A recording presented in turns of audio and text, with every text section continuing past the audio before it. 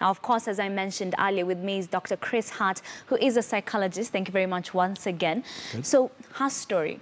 Most of the times we see relationships going the other way instead of blossoming into something beautiful. Yes. How exactly do we get to this point? Well, nobody ever starts out intending to have a bad relationship. Yeah. So, I mean, the starting point for a lot is that they've chosen the wrong people. You know, there is a fundamental incompatibility between them. Others just simply lack skills. They don't know how to deal with conflicts. They don't know how to talk about difficult subjects.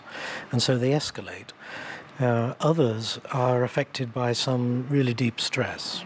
You know, every single human being on this planet has the capability of being extremely violent if you take them far enough up the stress ladder. Yes. You know, now, if a relationship is getting highly stressed like that, then people are they'll start to throw plates about, and sooner or later it'll be worse than that. Yeah. Do you see what I mean? Yes. All right, but then I'm guessing it starts from the foundation of the relationship. Sure. Most of the times we make mistakes when we're choosing our better halves. How exactly should we go about it, apart from the whole falling in love? Well, unfortunately, falling in love is sort of optional in relationships. The most important thing is to be sure you're with somebody who shares your values, shares your ambitions, has similar, I won't say similar personality because we're always different, but has personality traits you can live with. You know, you can cope with their weirdnesses. It's important to start making decisions about those sorts of things very early in a relationship, like in the first 15 minutes. You know, what most of us do is we allow ourselves to get into a relationship before we find these things out. And before you know it, it's actually quite hard to get out. Yes. Whereas on the other hand, you know, if you and I met in a bar and we didn't like each other in the first 5 minutes, it wouldn't be hard to end the relationship, would it? So that's the most important thing. People need to be more searching much earlier. The first 15 minutes, this is... Wow, it's something, because, you know, the first 15 minutes you're thinking, all right, let's talk about my name, where I come from, what my interests are. But then how exactly do you end up finding out, okay, this guy has some weird things going on and I can't really live with that? Well, you really start the first conversation a little bit like as if you were networking. You know, you ask about each other's jobs. It's amazing what you can tell about somebody from their work. Okay. You know, if somebody works for a big organization and it's very well known and they're quite a way up the organization, you already know a lot about them. On the other hand, if they're hustling and, you know, it's quite obvious they don't really do much, then you've got another person, haven't you? Well, as you talk a little bit about their work and what they do in their spare time, you begin to get an idea about the balance that they put in their work and their family. If you start talking a little bit about previous relationships, in 10 seconds you can figure out that this person's never been in a good relationship, or this person, sadly, has just come out of one that lasted many years. You know which one you'd prefer to be with. Yes. And so it goes on. And then it's a tricky situation, because I'm thinking maybe I should bring it down to an example. Let me give an example. For example, you get a guy who has been in a long relationship, then they broke up somewhere around maybe 5 years. And then here you get a guy who has been in a relationship for 1 year maybe. You know, there's this saying that some people usually hide their true selves, and then later on, then you come to see the true colors of someone, and it's not someone that you would really love to be with. Then what happens next in such a situation? Well, first of all, you take your example, the guy who's been in a relationship for 5 years. That's a good sign. Somebody who's been in a long relationship, you should take them more seriously than somebody who only have short relationships. But then you want to know a couple of things. How old is he, she? Should they have made that into a committed relationship? If they started a relationship like that, for example, when they were in their late 20s, and then didn't get married, and then broke up, then you start wondering whether this person is willing to be committed to relationships. You see what I mean? Yes. Of course, you're not going to find out everything in the first 5 or 10 minutes, but you find enough to make a decision, if you like. Is it worthwhile having a cup of coffee together? And that should be the next thing. You actually don't go out on some very romantic date and get completely paralytically drunk. You have a meeting in a coffee shop in broad daylight, stone cold sober. And now you start talking more generally. And the most important thing you should pick up is a feeling that you can tell the truth to one another. If you sense that this person is sort of hedging and pushing around and you're not really getting to know them, something's going to go seriously wrong in that relationship. Or if you feel you can't tell them the truth. So you should be scared of that. And you brought in the age factor. Yes.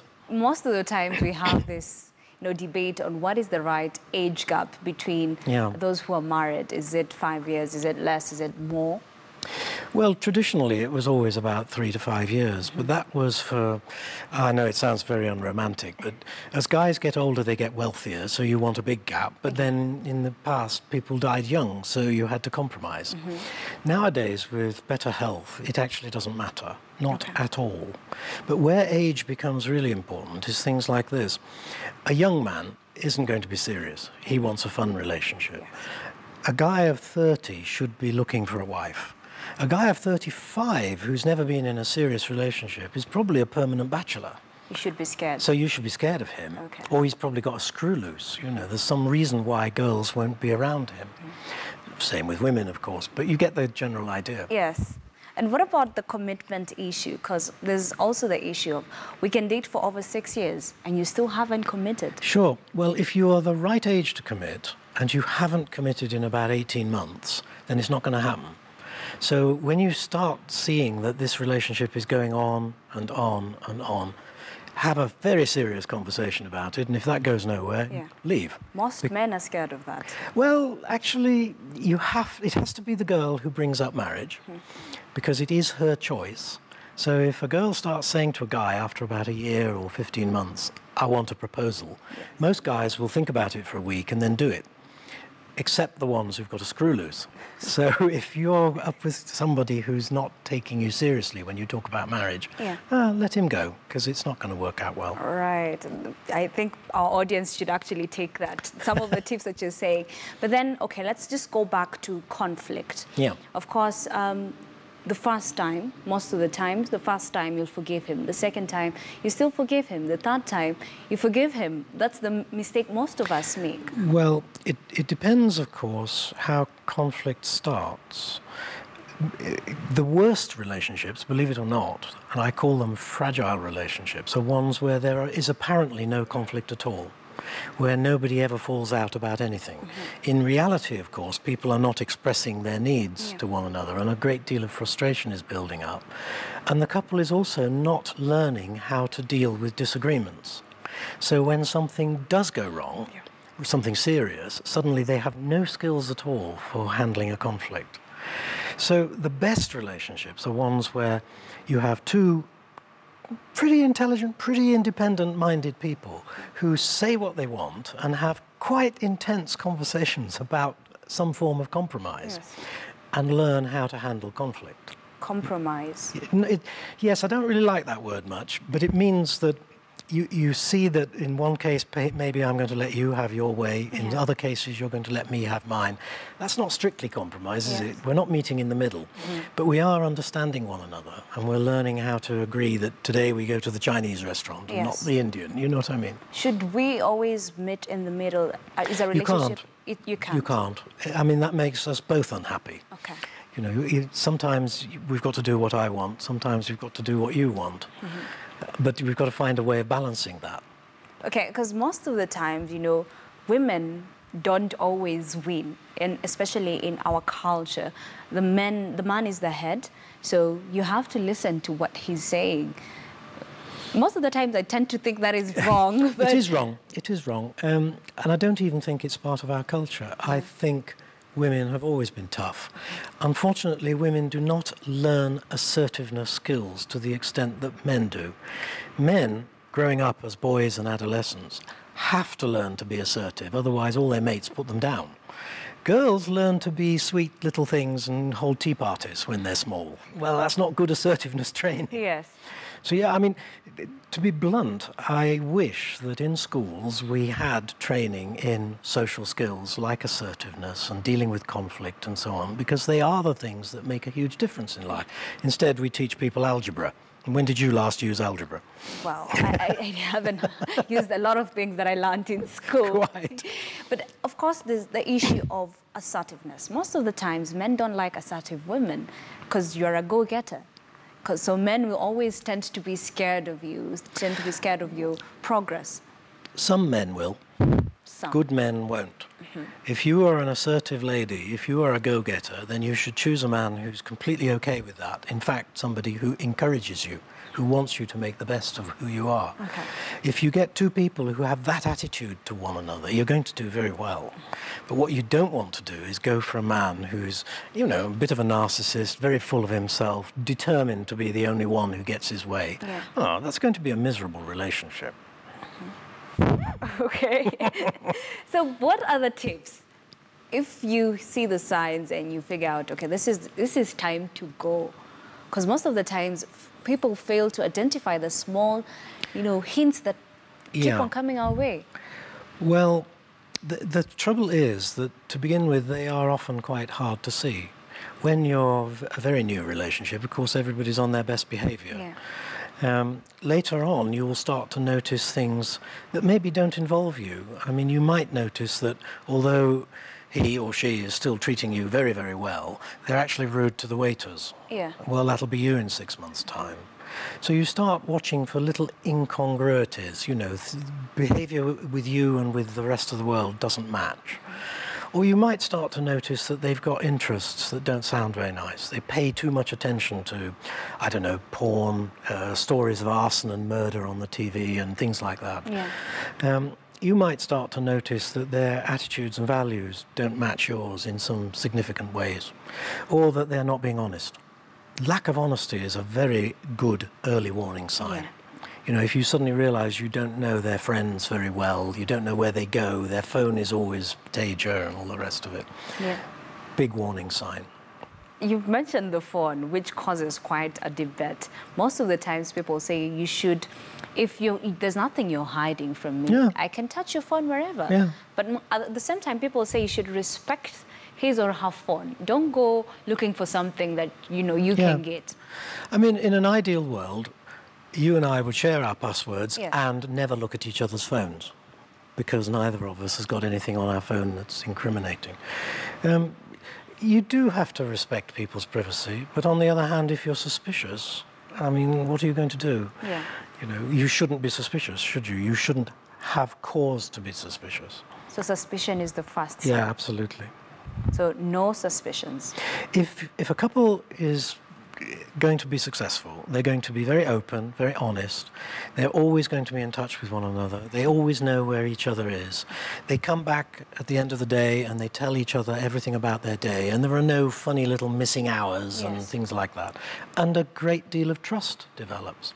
And they are handling their finances jointly. There's no money going missing or anything like that. Couples like that will have a lot of disagreements, but they won't have conflict, if you understand what I mean. They won't have fights. They'll have some pretty tense discussions, but they will have learned the skills of handling them well. Okay. And so they will be actually very interesting conversations. Okay. And let's talk about cheating, because there are different forms of cheating. Most of the times people think that cheating is only when you go to see another lady or another man, but that's not the case. Maybe you can just share with us. The problem with cheating is that it's what's called a boundary issue. I mean, obviously, if a couple are naked between the sheets, that's definitely cheating. Yeah. But, for example, if I found my wife in a coffee shop at 11 o'clock in the morning with a guy and there was paper all over the table, I think I'd probably forgive her, wouldn't I? I'd think it was a business meeting or something. What about 5 o'clock? What about 9 o'clock in the evening with a bottle of wine and a candle? You know, things have definitely crossed a boundary, haven't they? Yeah. So that's the problem with cheating. Everybody disagrees on exactly where that boundary is. Some people think everything short of naked between the sheets is okay. Other people put the boundary far the other way. And if a couple don't discuss and decide on a boundary that's okay for both of them, then they're going to perpetually argue about it. The best boundary, I think, is one that isn't about, you know, what time is it and what style of restaurant it is. It's about can I tell my spouse about this meeting? If I can tell my spouse all about what we talked about, then obviously it was okay. And if I'm having a conversation with you and I realize I can't tell my wife, then I know I've done something wrong. All right. Michael Marita is calling from Nairobi. Michael, good morning. What is your question or contribution? My question is concerning the issue that our guests have just said concerning the issue of cheating. If you get a lady, this lady, she has been in different relationships. Then you come to realize that she can make a good wife. Then you get into a relationship and get married to this lady. Yes. Then after a short time, you realize that this lady keeps on cheating with different men. Okay. How do you handle such a situation? All right. Thank you there, Michael Marita from Nairobi. So how do you handle such a situation? Well, I think if a spouse cheats once, you should be very forgiving. You should have some pretty intense discussions about what happened and why and what part you played in their cheating. Because, you know, there's a good chance that they're cheating because of something missing in the relationship. But if they do it twice, 3 times, I think you should see a lawyer and start planning a new life. A lawyer. Yeah, because, you know, if you've really talked the whole thing through and they've made lots of promises, and to begin with their behavior does change, but then they drift back into all sorts of crazy behavior. Ultimately, you can't stay with somebody like that. Okay. So that's just a sign you should run. But not the first time. Third time. I'm not going to give a precise number because, you know, the problem is that everybody's different and all relationships are different, and just about every marriage on earth has some degree of cheating occurs in it at some point. So if we said everybody goes on the first time, then most marriages would end.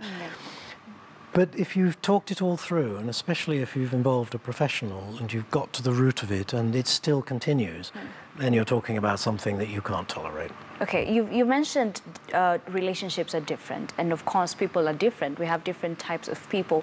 We have those who will just sit there and stay despite the problems. They will just be patient and be the good wife or good husband. We have those who would be audible, you know, vocal and speak their heads out and their minds.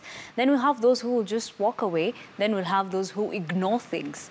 How should those different people react to different situations? Example, cheating. Well, to be honest, I think several of the ones you've mentioned are simply wrong. They are not the way to handle relationships at all. In my book, whatever happens, whatever the cause of a dispute is, the couple should openly talk about it. And be very honest about their opinions and their needs and expectations and so on. And anything else is a sign that the relationship is not going to last. The guy who won't talk, the person who rushes off, the person who starts throwing fists around at the first opportunity, those are all simply wrong. And that person must talk to somebody who can help them manage their conflicts better.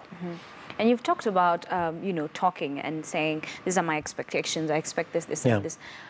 I would expect, you know, someone to tell me whenever I have done something wrong or whenever they're not happy, and vice versa. But then let's not forget that people who tend to tell that they will conclude that you're petty because every time I complain, maybe you complain, you've done this, you've done that. So what about that pettiness? Right. There are different sorts of things that couples need to talk about.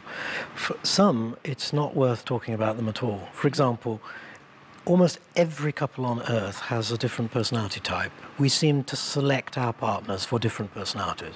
So if I figure out that you and I are falling out about differences in our personality, we should just have a glass of wine and laugh about it, because you can't change, I can't change. On the other hand, if we're talking about something serious, then we should, if you like, we should set aside some time. We should give each other warning. We should not ambush one another. We should have a very serious, almost like a business meeting about what the issue is. At the other extreme, you have all these little trivial issues, you know, like do you put the cap back on the toothpaste sort of level. If you keep going on about that, everybody hates it, and it doesn't work, of course. So you have to use a different strategy completely for changing people's little habits. Okay, and I don't want you to talk about the strategies right now. Okay. Let's take a short break here on Weekend Express. When we come back, of course, he's going to tell us more on those strategies to cope with the different things that you can stand. And of course, we're also going to be talking about handling